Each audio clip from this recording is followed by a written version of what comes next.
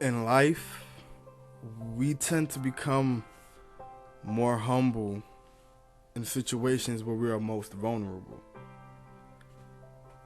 As humans, I feel that this is a weak characteristic because I feel that we should be humble at all possible times.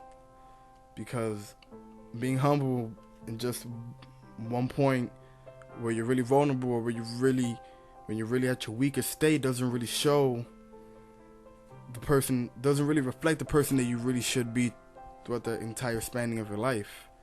You are supposed to, in my opinion, as humans, we're supposed to be humble always for characteristic reasons, to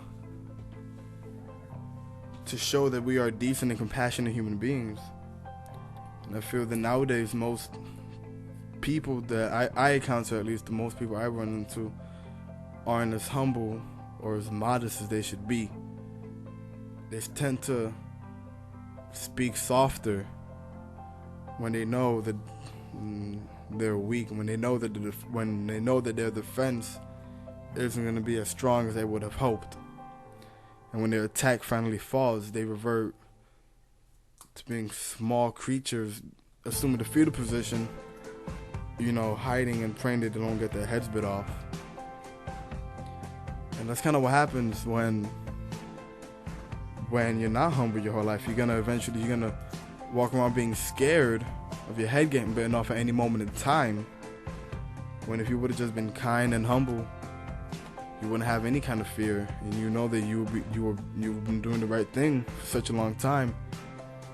It really wouldn't matter, or you wouldn't really be concerned about getting your head chopped off when you was at the most vulnerable state. Because if you're humble throughout your life, people are always gonna lend a hand out to you, at least the good people. Because when you're nice and humble, you will run into nice people. So that's just what happens. Oh well. Okay.